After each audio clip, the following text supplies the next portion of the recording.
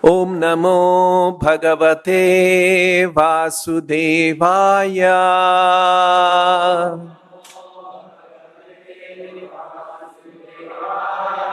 Reading from Srimad Bhagavatam, Canto 5, Chapter 6, text number 15.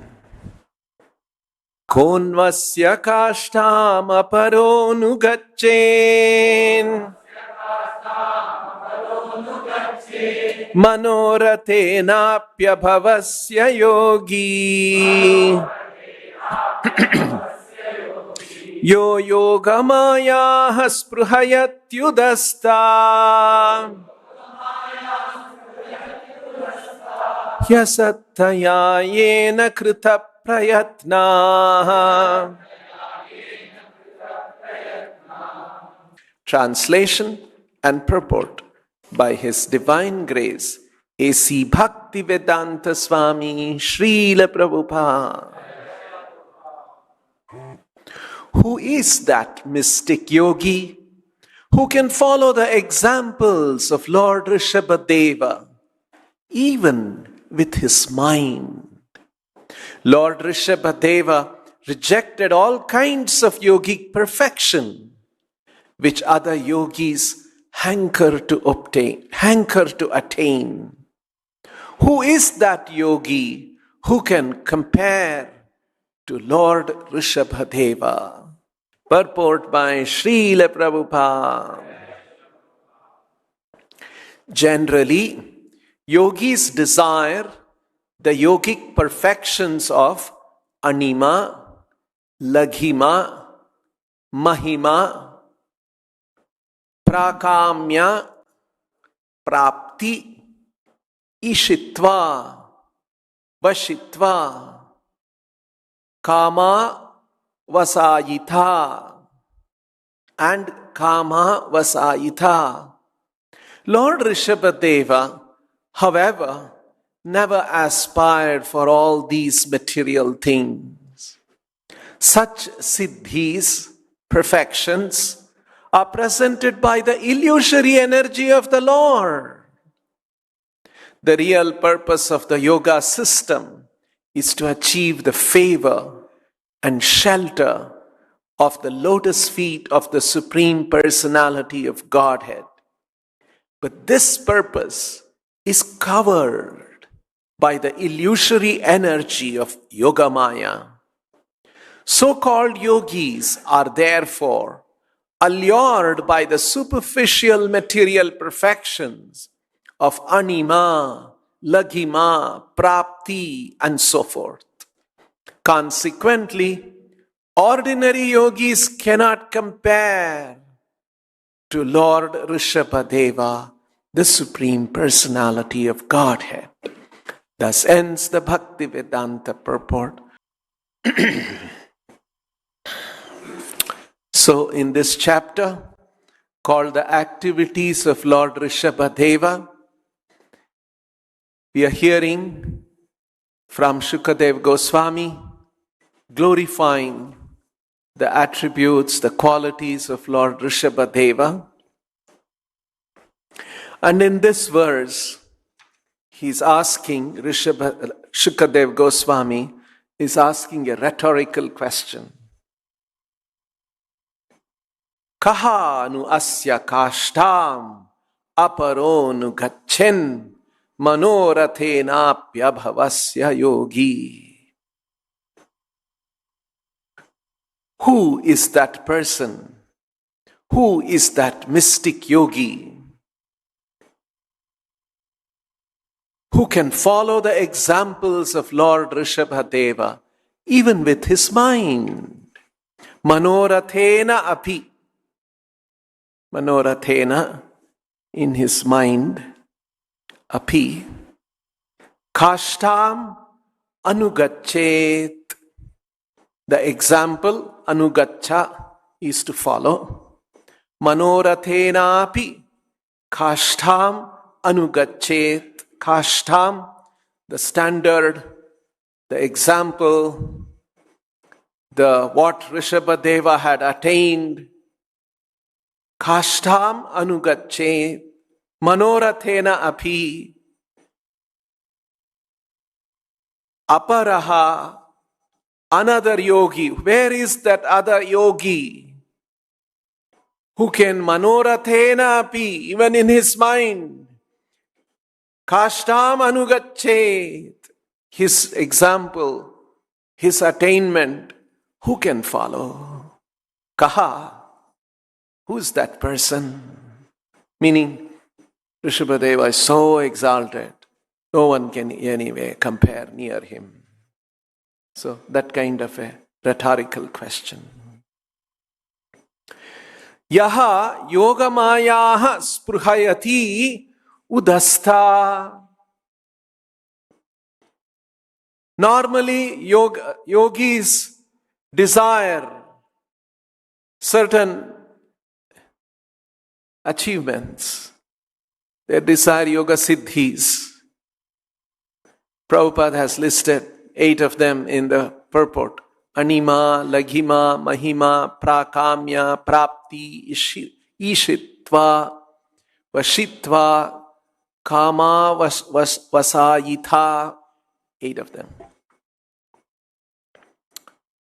So, these are actually, it's a very interesting here. The word Yoga Maya is used in a different sense. It is in the sense of the illusory achievements that yoga offers. And what is that achievements that yoga offers, which are actually illusory? These 8 siddhis. Yaha yoga mayaha sprahayati. All the yogis desire these siddhis. Yaha yoga mayaha spruhayati. And what did Rishabhadeva do? Udastha. He was indifferent to it. He rejected it. He didn't appreciate that. Why did he not appreciate it? Asattaya. He realized these are all asat. It is insubstantial.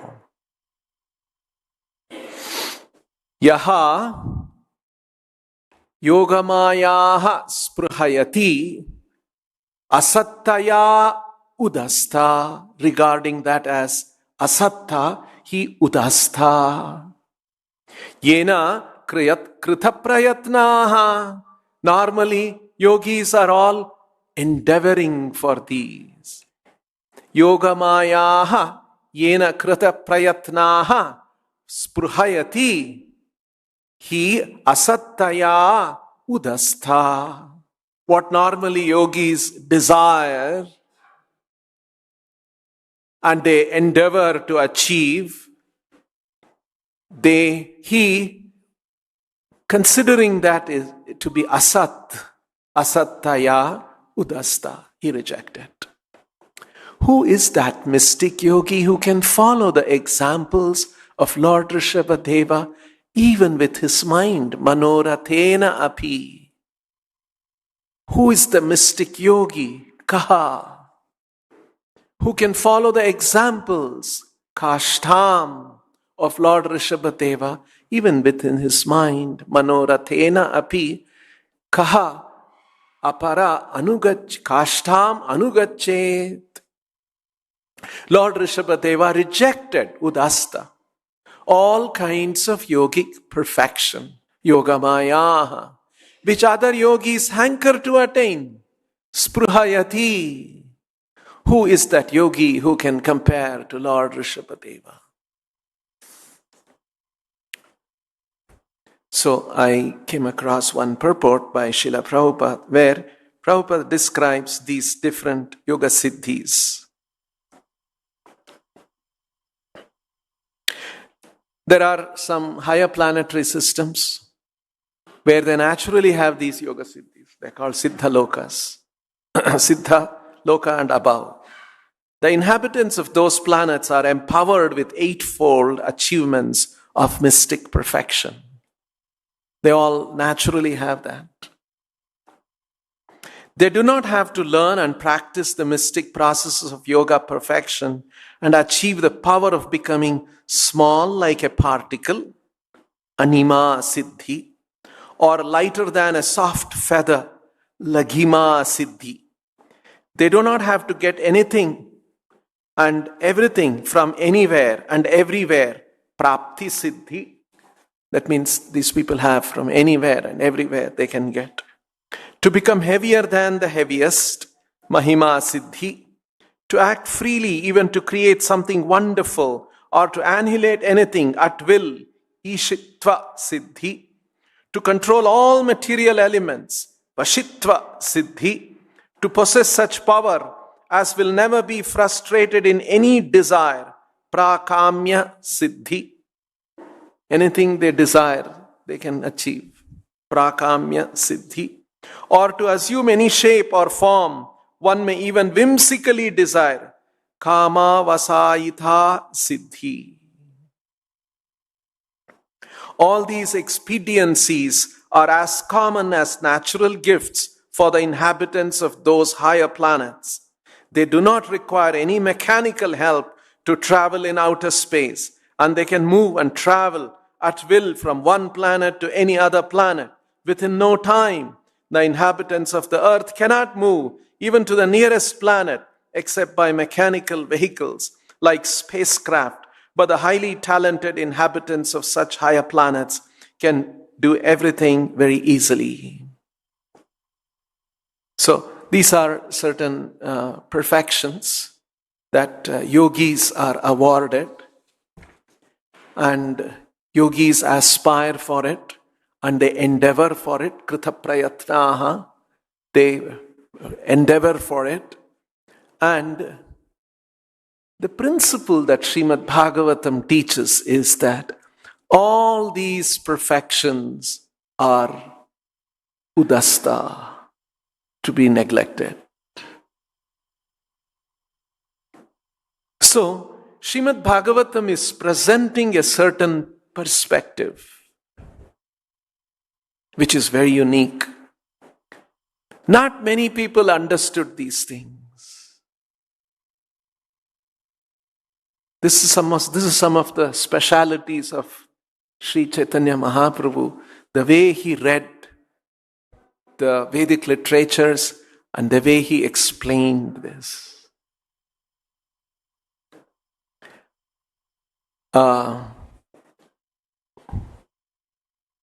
All kinds of material. There are generally all kinds of people can be classified largely. This is how Chaitanya Mahaprabhu explains. Large number of people are karmis. Karmi means they want to endeavor, they want to work hard and get some perfection, get some success, and they want to enjoy that success. That's what we were all taught, isn't it, from our school days? Study well, get good marks, go to good college, go to a good thing, you'll get a job, and then you'll get good money. This is the large, anywhere in the country, anywhere in the world, any culture, generally people are trying to work hard, get some success. And they also are believers and they know there is God's blessing needed. So they pray for God's blessing. And with that, we will enjoy.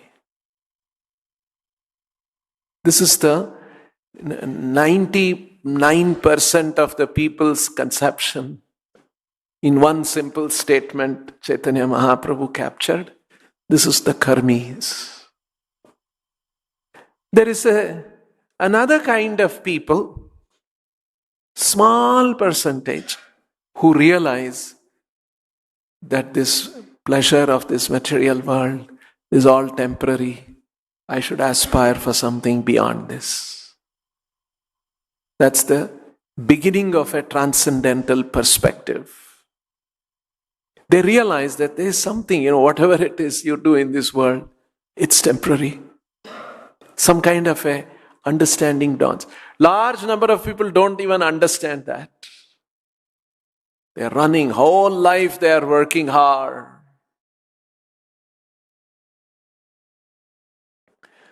So some small percentage realize that this is asat. Asat means temporary. Here Prabhupada has used a nice word. Quality of being insubstantial. It doesn't have substance. Vastu. That's another word used in Sanskrit in the Vedic literatures, in the Bhagavatam also. Vedyam vastavamatra vastu shivadam tapatrayonunmulanam. This Bhagavatam enables us to understand what is vastu, what is substance, what is substantial. Vedyam vastavamatra vastu. It enables us to understand what is the substance in truth. Vedyam vastavam atra vastu. Vedyam vastava vastu. Understand the truth in reality, in truth. Sometimes we understand the truth in illusion. We will see what that is. That's the promise of the Bhagavatam in the very early part of the Bhagavatam. So, is something substantial? So, a small percentage of the people will realize that this is not substantial because whatever we achieve, everything will go away. All relationships will result in unhappiness. Recently, one professor had come, a professor from an American university of Indian origin. She said something very interesting. An elderly woman, she's in her 50s or maybe nearing 60s. Experienced woman. She said something interesting. Her realization in life. She was actually a very good entrepreneur and such thing, and later on she became a professor. When she was telling that, she explained. She said, I've realized if you want happiness in a romantic relationship, will be for 1 year. If you want happiness longer than that in a relationship, say for 10 years, then you must love a dog. After 10 years, the dog will die. So, your happiness in a relationship, if you want it for 10 years, you can love a dog. And then, if you want happiness for 25 years in a relationship, you should become a teacher. You will have students, and you teach well, and then they will like it. And there's some kind of a happiness as a teacher and as a student. So, if you want happiness for 1 year, try romantic relation. Good lesson for all the brahmacharis. It will not last more than 1 year. 1 year itself is a bit of an optimism. And 10 years a dog, a pet, and 25 years as a student. So, she was describing why she became a teacher and how now she's a teacher, she has students, and that gives us a certain kind of a joy. You see how people, some extent, realize this, but they thought that, okay, 25 years, let me get happiness. But there is another way. You can get eternally happy when you develop the relation with Krishna. That's a big thing. So, like this, they realize that it has the relationship, the romantic relationship, it has no substance. After 1 year, on that time, after that, only burden. You have to work, get money, they will have children, to take care of them, send them to school. Oh, that only 1 year was that. So it is not substantial. So, like this, people understand that in this material world, all things ultimately lack substance. That's why it is called asattaya. And they look for something more than that. Now, they realize that you have to go into another realm of transcendence, that beyond the material. So the next thing they come across, they understand is that the next understanding that is possible is that I must go something beyond matter. But how do we go beyond matter? And they read the Vedic literatures and come up with an understanding of some kind of an impersonal realization. And they think that my individuality, I should identify myself with that all-pervading truth. And that will give me a certain kind of a joy. That's the impersonal realization. And even higher than that is the yoga perfection, yogic perfection by dhyana. That is what the dhyana yogis try, and they attain some of these other perfections, the 8 perfections, Ashtasiddhi we were talking about. And by that, they think that they will become happy.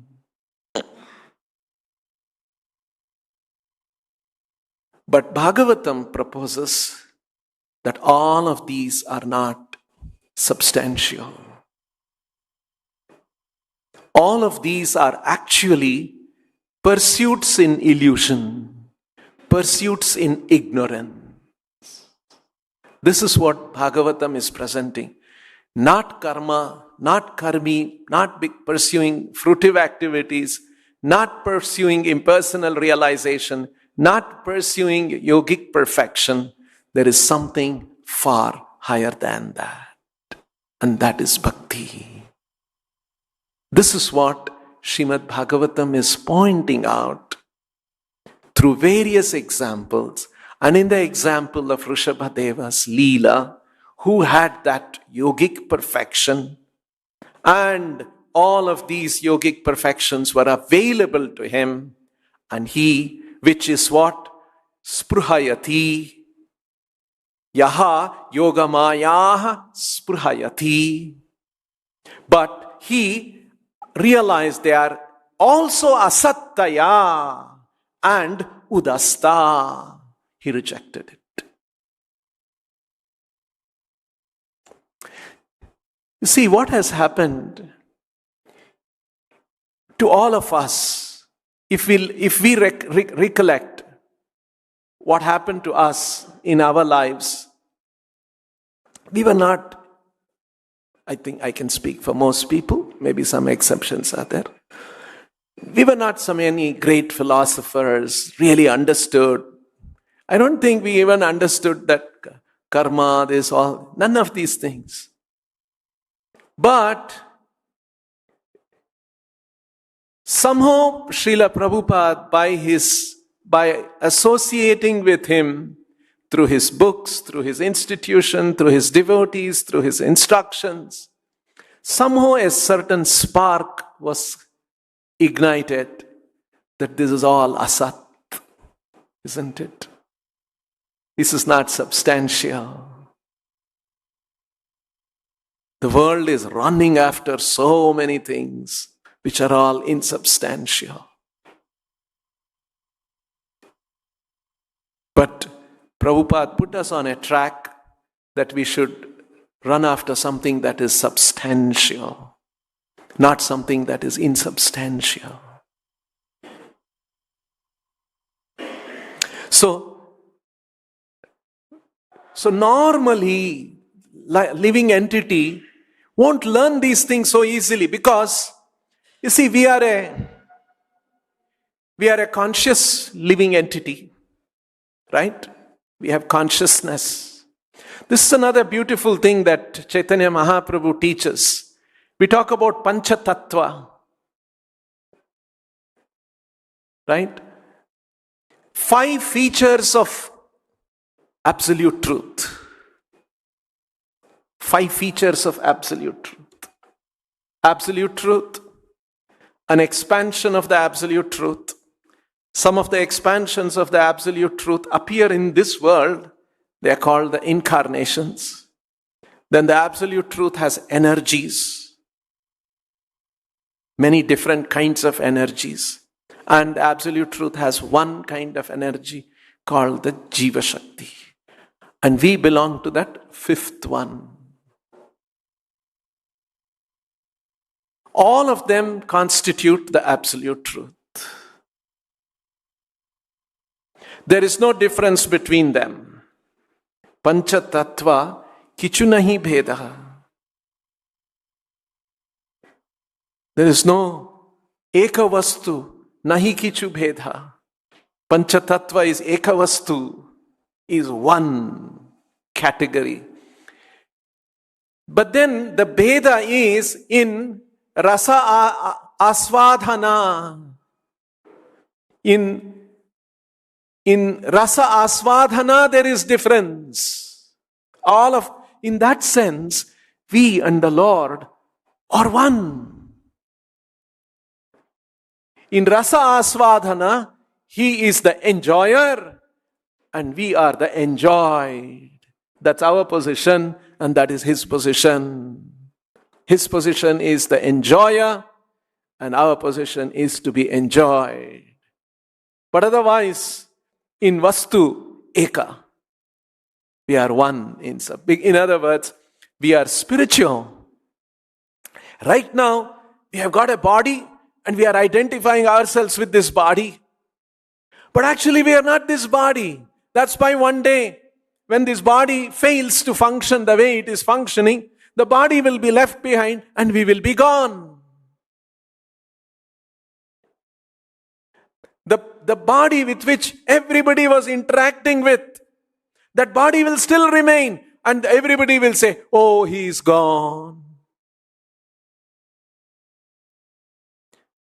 So we are actually not this body, but a spiritual energy inhabiting, living, residing in this body.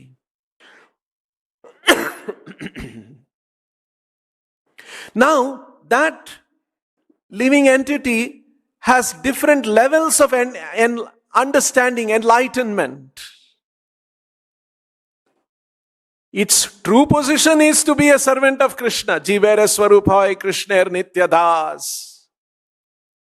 That is a true position. And when he is doing Dasa, Dasatva, when he is doing service, that is his pleasure. And that is why Krishna endeavors to teach in the Bhagavad Gita how we become transcendental. Mama sadharmyam agataha. Krishna, that's how begins the 13th chapter of the Bhagavad Gita, where he says, now I will teach you that knowledge by which you will become sadharmyam agataha. Mama sadharmyam agataha. How you will attain a state which is like mine. Ekavastu. Krishna is all spirit. We are also spirit, all spirit. That's our position. He is unlimited. We are particle. But we are both spiritual. Because he is unlimited, his position is to enjoy. And we are small part. Our position is to serve. But in Vastu, we are same. He is also spirit. We are also spirit. Ekavastu. Now, that Supreme, who is same as me, as all of us in quality. So he has one more feature. He expands. That is the second tattva, expansion tattva. The absolute truth, the expansion of the absolute truth. And some of the absolute truth's expansion descends to this material world. They're called avatara. What is this material world? It is one of the energies of the Lord. It is called a separated energy.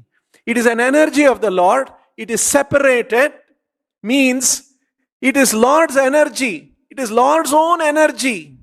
But he is not directly visible. He has hidden himself. Prabhupada gave the example, Bhinna Prakriti. separated energy. This material world is a manifestation of Bhinna Prakriti. Prabhupada gave a nice example. He said, suppose I am speaking. You record my voice and then you play the voice separately. It will sound like me. You will immediately say, hey, it is his voice. But I am not in that voice. It's coming from an instrument. It is separated from me. In the same way, Krishna, that absolute truth, has one energy among the multiple energies. One energy is called Bhinna Prakriti, and that's what this material world is. And this Bhinna Prakriti is constantly undergoing changes. Adibhutam, this material energy is constantly undergoing transformations. And that's why this body, we build houses, roads, cities, and they all undergo changes, including our body undergoes. It's all part of one energy of the Lord called the Adibhuta energy, material energy, which is a separated energy of the Lord. Now, the fifth, there are many other energies of the Lord. Another energy of the Lord is that energy which gives him pleasure. That's called the internal energy. And then there is the Jiva. The Jiva is a minute particle and is part of the pleasure plan of the Lord, of that absolute truth. Absolute truth is full of pleasure. And for that absolute truth, for the pleasure, he has expanded into another Shakti called Jiva Shakti. And Jiva Shakti is it is part of his plan for his pleasure. But for this pleasure, that pleasure comes when there is love. And for love to exist, there is a free will requirement. And he has given that free will to the living entities. It is a given free will, given by the Lord. And now, some of the living entities have misused that, and we have come into this world. That's what our understanding is, right? Now, once we come here, number one, we don't want to see the Lord. That's why we turned away. Krishna Bahirmukha Jiva Bhogavanchakare Japatasta Maya Nikatasta Maya Japati Adhare. The Maya which is just nearby captured and brought us here. Right? So, the living entity has turned away from Krishna, and to make the living entity turn back, Krishna won't force. He wants to give the living entity an experience and gradually learn little by little by little and then turn to Krishna. This is the normal procedure. That's why it takes many lifetimes of learning. Bahunam janmanam ante jnanavan mam prapadyate. To come to the point that yes, I must surrender to Krishna, it takes many lifetime of cultivation of knowledge. By practicing karma kanda, you will get some knowledge over many lifetimes. Yeah, this is asat. This pleasure is asat. Then he will get the understanding, let me pursue impersonal realization. That is also very difficult path and it takes many lifetimes. And then he realizes, oh, that is also not substantial enough. Then he takes the process of yoga, and in yoga process, he comes across many siddhis. And sometimes he gets, oh, these siddhis are wonderful. Look, I can display something. Prabhupada recollects when he was a child, his father took him to some yogi. And that yogi had these mystical powers.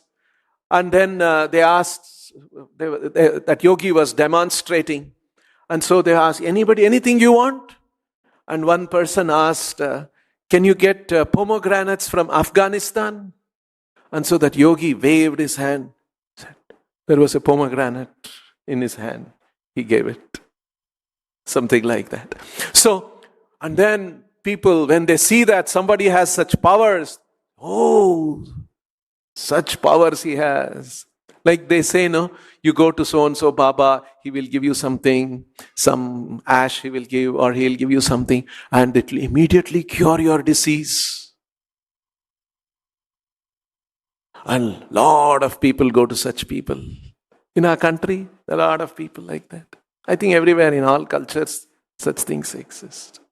So some people have some special powers, and when they demonstrate that powers, they display those powers, large number of people get attracted, and that's very nice. So, in this purport that I was referring to, Prabhupada explains what is the defect of all these yoga siddhis, which Rishabhadeva Udasta rejected. Very nice explanation by Srila Prabhupada. The prime inclination of the materialistic mind is to lord it over the material world. And all the siddhis mentioned above are features of domination over the world. You see, this is the beautiful thing. Chaitanya Mahaprabhu finally identifies what is the defect of all these different pursuits. This is simply another kind of an endeavor for domination over the material world. This is actually the disease of the living entity. The Lord is the dominator. He is the predominator. I am supposed to be predominated. And I am trying to be a predominator in different ways. In Karma Kanda system, I am trying to be a predominator in one way. I should have large estate. I should have large money. Lot of servants. They should all be serving me. And I should be enjoying my senses in this way. That's pleasure. It's a kind of a domination. And pursuit of impersonal happiness, that no suffering should come to me. I should be always having happiness. That's another kind of a domination. And yogic siddhis is yet another kind of domination that Prabhupada is pointing out. Continuing the reading. The devotees of the Lord are not ambitious to dominate a false and temporary phenomena. This material world is a temporary phenomena. It's a false and temporary phenomena. We are not interested. Devotees are not interested. I should just, lord over something, dominate over this temporary phenomena. Or even in the form of a yogic siddhi and get some powers and dominate over material energy and enjoy by that. On the contrary, a devotee wants to be dominated by the Supreme Predominator, the Lord. A desire to serve the Lord. The Supreme Predominator is spiritual or transcendental, and one has to attain this purification of the mind and the senses to get admission into the spiritual kingdom. With a materialistic mind, one can reach the best planet in the universe, but no one with a materialistic mind can enter into the kingdom of God. Senses are called spiritually purified when they are not involved in sense gratification. Senses require engagements, and when the senses are engaged totally in the transcendental loving service of the Lord, they have no chance to become contaminated by material infections. So, Chaitanya Mahaprabhu identifies that this domination, different attempts, different kinds of domination the living entities are doing in the Karma Kanda section, in the Jnana Kanda section, and in the yogic perfections, but we have to transcend, go beyond all this. That is what Chaitanya Mahaprabhu is teaching, and Rishabhadeva is teaching. He considered all of this as asat, lacking substance. Real substance is that when we understand Krishna is the master, we are supposed to serve him, we have an eternal relation. That is sat. That is substantial. That is substance. That is why Bhagavatam says, Vedyam vastavamatra vastu shivadam. This Bhagavatam enables you to understand what is the truth in truth, not in illusion. So, this is how all these examples of Rishabhadeva, that how these yogic siddhis are also asat, and he rejected them. Usually, yogis become attracted to these things, and they display those things, and people follow. One interesting incident happened in Srila Prabhupada's life. This was in September of 1976. Prabhupada was in Vrindavan at that time. There was one in the 70s, even now sometimes I see in the newspaper.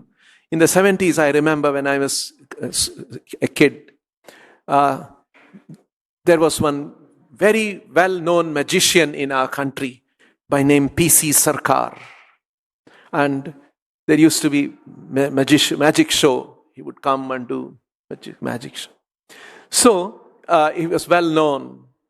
So this P.C. Sarkar, a well-known magician of the country, met Srila Prabhupada in Vrindavan.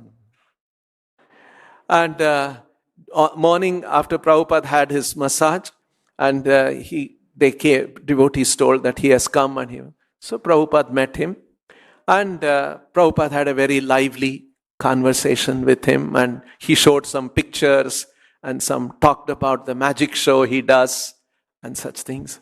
And then he offered, Swamiji, shall I show you some magic? And so Prabhupada said, all right, I will call all the Gurukul children also. Prabhupada accepted that he's going to entertain. So 4 o'clock was fixed. And so Prabhupada sat in his room in the Vrindavan, that room which we see. Prabhupada sat behind the desk, and all the devotees piled in, and all the Gurukul kids they also joined. And then he stood next to Prabhupada, and he was showing some different magic. And he showed a coin, and suddenly the coin vanished. And where did the coin go? And then he went around Prabhupada, and behind Prabhupada's ear, he pulled out the coin. And devotees were what is he doing? Prabhupada is going and touching his ear. Devotees would. But then Prabhupada laughed. So devotees didn't know what to say. Everybody laughed. This was going on. And then at the end of it, everybody clapped. And then Prabhupada said, you are making a coin vanish and all these kind of things. I'll give you one challenge. Can you do this magic? He said, yes, Swamiji, please tell. Can you make birth, death, old age and disease vanish? So, no, Swamiji, that I cannot do. And then Prabhupada said, I can do that. Oh, yes, you can. You are a much greater magician than me, he said. And then, like that it ended, and Prabhupada laughed. So, this is the magic that a pure devotee does to put an end to birth, death, old age, and disease. And that is what we should be fascinated about, because that is substantial. Not just some, small things and acquire something by wave of the hand or something else, achieve anything that they desire, all those different things that we read about. These are not really the siddhi. The real siddhi, real perfection is to understand Krishna. That's why Krishna says, Manushyanam sahasreshu kaschidyatati siddhaye. Out of thousands and thousands of people, hardly one endeavors for perfection. Yatatamapi siddhanam kaschin mam veti tatvataha.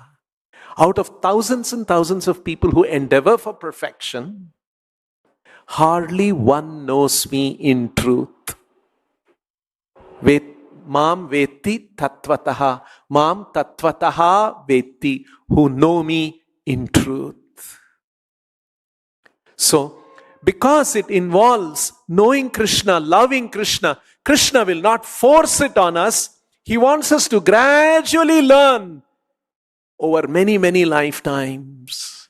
But if we come in touch with a pure devotee, his compassion, his mercy, by which he will draw the living entity and shorten that multiple lifetime education, enlightenment program to within a lifetime. That is the path that has happened to all of us. Very quickly. We were not great philosophers. We didn't take so much time. Somehow we were drawn to Srila Prabhupada. That's the special potency Prabhupada had and Prabhupada has. It's not that Prabhupada's potencies ended on 14th of November 1977. His potency is still permeating and working. And anybody who is fortunate can tap into it and make quick progress in spiritual. We'll stop here. Grantharaj Srimad Bhagavatam ki, Srila Prabhupada ki, Nitai Go Premanand.